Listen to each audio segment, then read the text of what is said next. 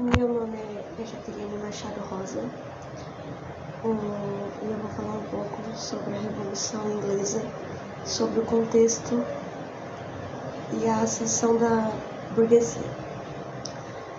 Bom, para entender sobre as revoluções inglesas que aconteceram no século XVII, antes é necessário compreender a situação em que se encontrava a Inglaterra antes desse período, no século XVI.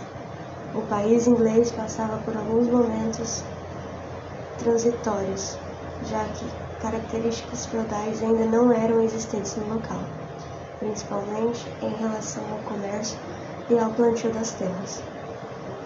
Elizabeth I, que era uma rainha da dinastia Tudor, filha de Henrique VIII, iniciou um novo processo comercial no país, investindo na marinha inglesa e na pirataria, com o intuito de fortalecer a economia da época. Outra questão importante é referente às terras que Henrique VIII confiscou da Igreja Católica, quando transformou a Inglaterra em anglicana. Essas terras foram vendidas, gerando lucro.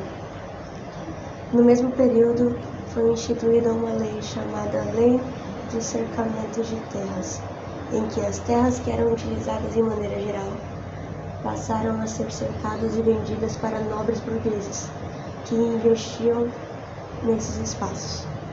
Essas áreas foram concentradas, gerando um êxodo rural, já que os camponeses não possuíam mais espaço naquele território. Eles passaram a ir para a cidade, em busca de novos trabalhos, a exemplo das manufaturas têxteis. Bom, e como nada por acaso, na maior parte das terras que foram vendidas, havia uma grande criação de ovelhas para a produção de lã, que eram vendidas para as cidades onde se instalavam as produtoras têxteis. Então, uma servia de matéria-prima para outra, que gerou em seguida os primeiros indícios da Revolução Industrial. Falando um pouco sobre a Revolução Puritana, foi um conflito ocorrido na Inglaterra na década de 1640, e foi entre a monarquia e o parlamento. O Carlos I, que era o rei do país até então, ele não aceitava a intervenção política dos parlamentares e, de forma muito autoritária, governava movido por seus interesses. Então, ele concentrava o poder totalmente em suas mãos e não aceitava a intervenção de ninguém. E com isso, as divergências políticas foram se iniciando quando o rei Carlos I assumiu o reinado depois que o seu pai morreu, Jaime I, em 1625. O novo rei era defensor da doutrina absolutista francesa e, apoiado em sua prerrogativa, ele aumentou os impostos. Aí, quando o parlamento protestou, ele foi dissolvido e fechado por 7 anos. E dessa forma, a relação da dinastia com a burguesia foi totalmente dissolvida. Mas o estopim para a guerra foi a tentativa por parte do rei de substituir o culto presbiteriano da Escócia pelo anglicano. Isso trouxe muitas discussões, muitas controvérsias. E rapidamente os escoceses se revoltaram. E o Carlos I teve que convocar o parlamento para organizar um exército. Contudo, os deputados questionavam as medidas absolutistas do monarca, que dissolveu o parlamento porque ele não aceitava a intervenção de outros. E em 1640, o rei tentou novamente extrair auxílio do parlamento, que, por não apoiar as medidas do monarca, então eles recusaram e o rei ordenou uma nova dissolução do parlamento. Porém, como os deputados recusaram a deixar o prédio, o rei acabou ordenando a invasão por soldados. Porém, a cidade de Londres se revoltou totalmente e acabou obrigando o rei Carlos I a fugir. A alta nobreza apoiava o rei, organizando o chamado Exército dos Cavaleiros, E o parlamento, por sua vez, também não ficou para trás e organizou um exército composto por cidadãos, tendo por líder o puritano Oliver Cromwell, oriundo da pequena nobreza. E essa revolta política misturava o rancor religioso, por causa dos muitos anos de perseguição por parte do rei. Então, na fuga do rei, ele se refugiou na Escócia. Porém, ele logo foi devolvido para a Inglaterra, onde o parlamento tomou uma decisão sobre o destino dele, sendo agora a maioria, após um golpe, que foi orquestrado pelo Cromwell. Os deputados britanos coordenaram o monarca à morte. Com a restauração da dinastia Stuart, em 1660, Carlos II assumiu o trono prometendo respeitar os interesses do parlamento, mas logo começou a se articular com as antigas lideranças da nobreza para restaurar o absolutismo, se aproximando então da França de Luís XIV. Entretanto, a realidade social já era bem diferente quando seu pai governava e não conseguiu uma nova composição tradicional. Foi então quando Carlos II iniciou uma ampla perseguição religiosa contra os calvinistas. Essa perseguição tinha como pano de fundo também a aproximação do Carlos II de membros da Igreja Católica. Apesar de serem anglicanos, os Stuarts mantinham boas relações com os membros do clero, os quais ainda possuíam muita influência social, além de posses de terras. O parlamento, composto por maioria puritana, repudiar as ações do Carlos II, viu-se novamente vítima do autoritarismo. O monarca dissolveu então o parlamento em 1681 e governou sozinho até sua morte em 1685. E seu irmão Jaime II assumiu o trono, reativou o parlamento, mas procurou dar seguimento às ações do Carlos II no que se refere à restauração do absolutismo. No entanto, o Jaime II foi mais além, convertendo-se ao catolicismo e decretando uma série de medidas que beneficiavam os católicos, como a isenção de impostos e tudo mais. E novamente a reação do parlamento foi imediata. Temendo que Jaime reivindicasse apoio da França, os membros do parlamento tentaram se organizar em uma manobra política que evitasse um possível conflito armado. Após tantos acontecimentos, em 19 de maio de 1649, foi proclamada a República e Cromwell recebeu do parlamento o título de Lorde Protetor da República. Muitas transformações políticas ocorreram por causa do Cromwell, que beneficiava a burguesia que foi liderada por ele na Guerra Civil. Uma das transformações foi possibilitada pelos chamados Atos de Navegação, que foi aprovado em 1650, que restringia o transporte de produtos ingleses apenas aos navios da própria Inglaterra. No entanto, exemplo do monarca autoritário que havia combatido, Cromwell acabou se revoltando contra o parlamento em 1653 e o dissolveu com o auxílio do exército burguês e instituiu uma ditadura aberta, que teve como característica principal a execução das lideranças que o ajudaram a formar esse mesmo exército, ou seja, os Diggers e Levelers. Um tempo mais tarde, em 1657, Cromwell propôs um novo acordo com os parlamentares e reabilitou o parlamento inglês. Porém, antes que o acordo pudesse vigorar, Cromwell faleceu em 1658. Em seu lugar, assumiu seu filho Richard Cromwell, que acabou não tendo o mesmo prestígio que tinha o seu pai, sobretudo as frentes classes mais radicais da burguesia, que temiam um levante popular e uma nova guerra civil. O parlamento fez uma manobra que eles consideravam muito arriscada e convocou o Carlos II, filho do rei decapitado, para assumir e restaurar a dinastia dos Stuarts.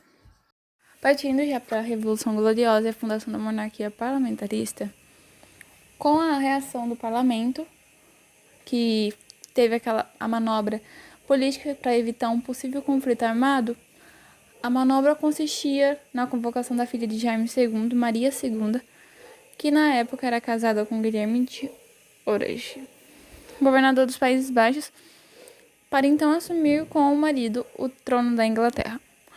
Guilherme de Orange inicialmente não viu com bons olhos o plano, imaginando que sua esposa, por ser a herdeira legítima, ia ter mais poderes que ele. Contudo, mesmo assim, em 1688, Guilherme invadiu a Inglaterra com seu exército para depor Jaime II e apoiar o parlamento.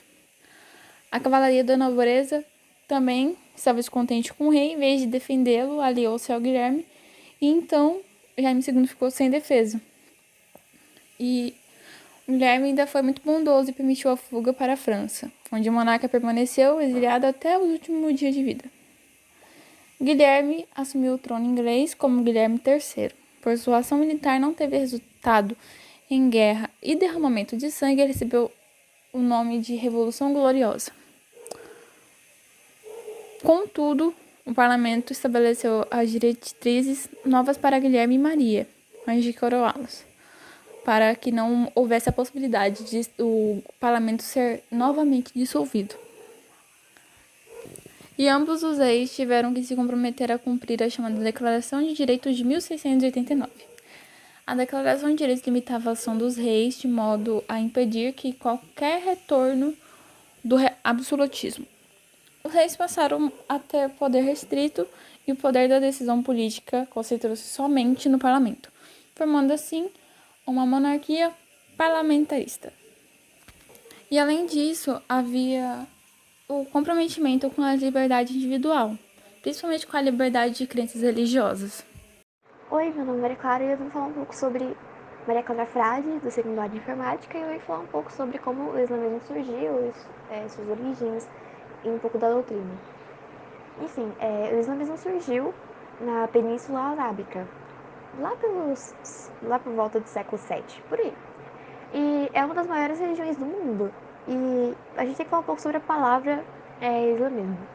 Ela tem de origem a palavra Islã, que vem do termo Islão, do idioma Islã com M no final, que vem do idioma árabe, obviamente, que significa submissão.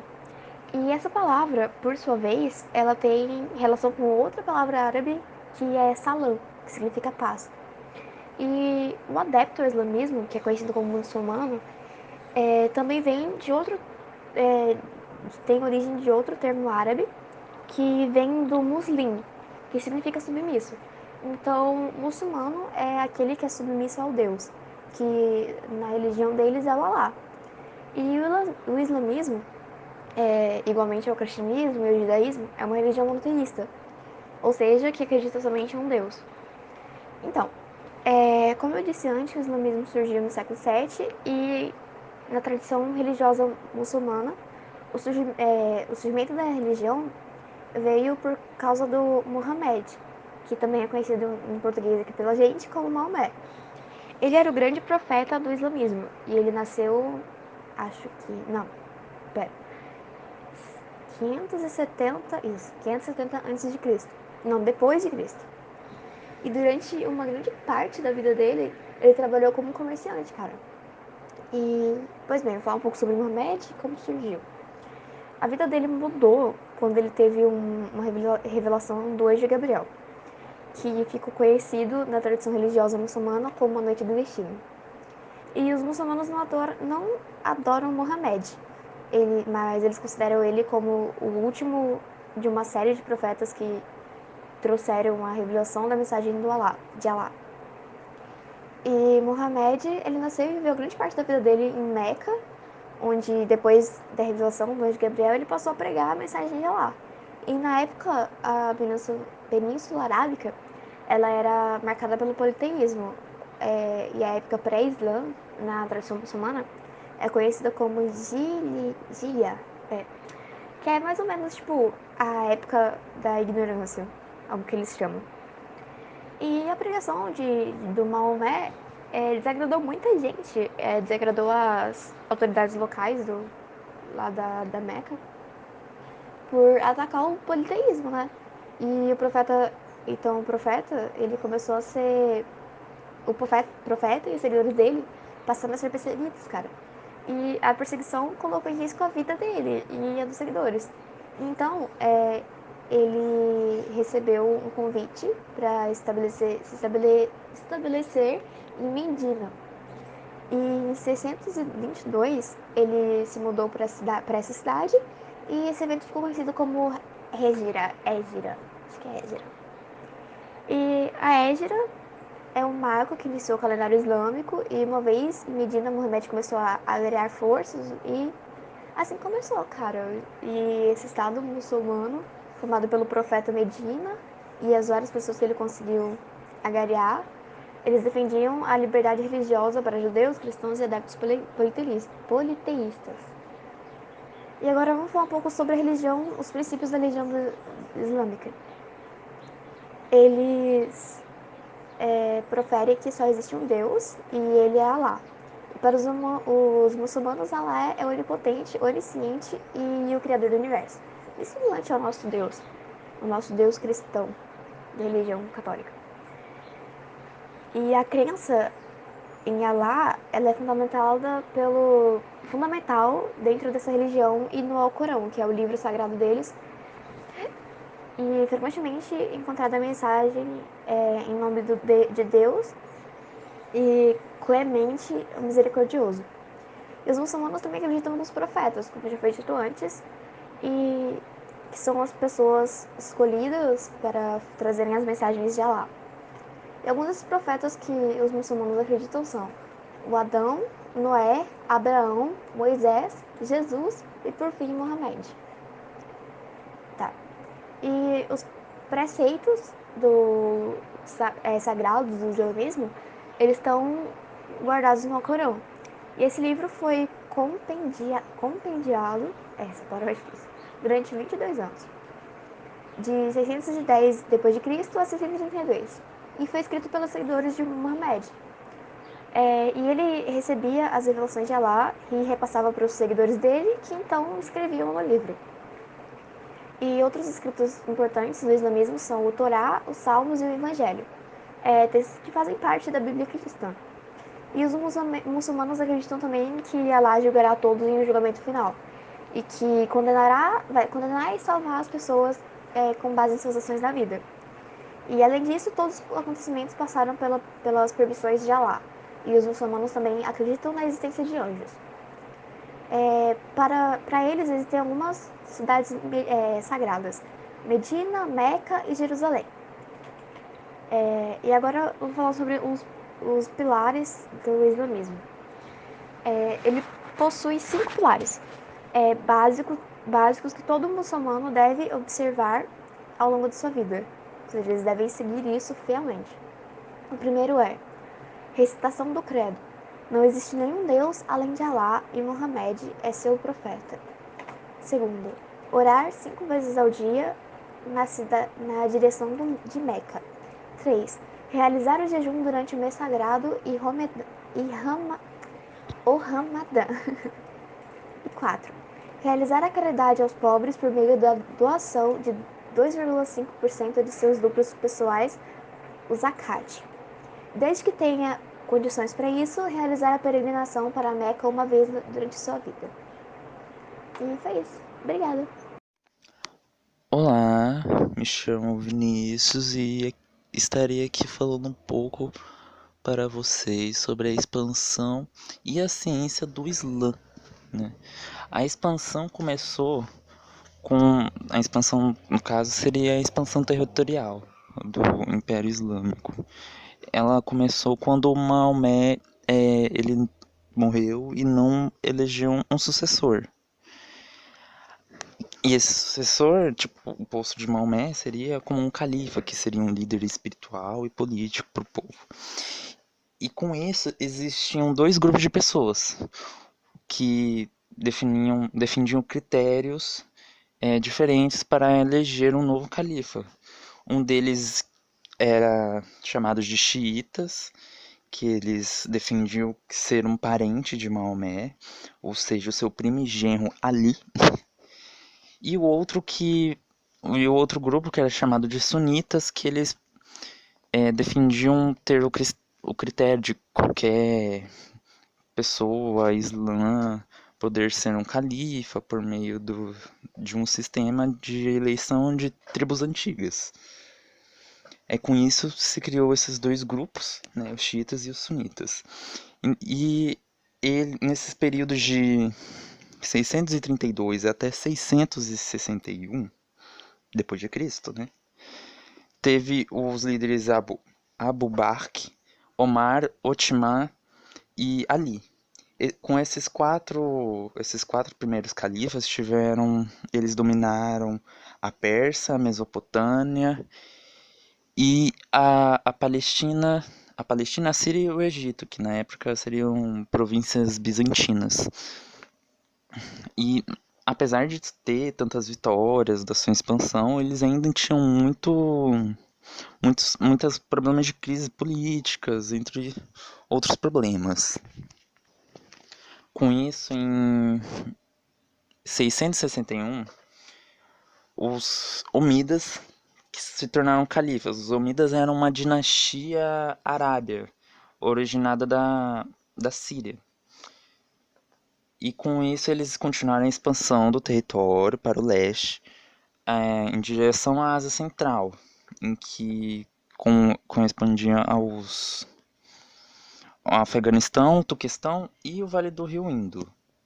E também continuaram a expansão para o oeste, no norte da África, que era a Península Ibérica, e na Europa eles não expandiram por conta dos francos de batalha de Poitiers. E com isso teve os abisses que em 750 tiraram os omíadas do governo, e os abissas eram povos de origem persas, né? E eles estabeleceram a sua dinastia em Bagdá, que atualmente é o Iraque.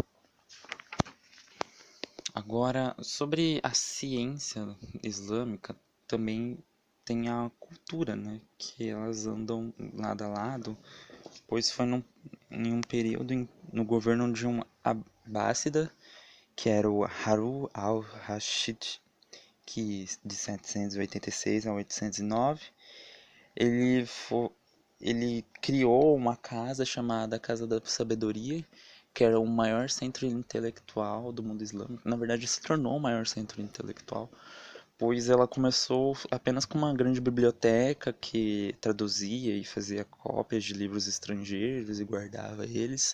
Depois ele posteriormente acabou se tornando uma academia, e que tinha um maior acervo de livros mais antigos, mais ou menos da antiguidade clássica greco-romana, que foram esquecidos durante a Idade Média Alta, e que eles traduziram para o árabe. Os islâmicos tiveram sua cultura introduzida na Europa Ocidental, né? Trazendo o conceito do número zero e também dos números indianos, algarismos indianos, além de ter contribuído para o desenvolvimento da trigonometria e da álgebra, né? E também teve um dos principais autores, que era o Livro da Cura, que foi um autor do Livro da Cura e de uma enciclopédia médica, que é o Canon da Medicina, que era o Avicena, né, como ele era chamado no Ocidente. E além de ter muitos estudos geográficos pelas suas rotas que eles faziam de comércio, e o comércio também era uma atividade muito importante nesse período.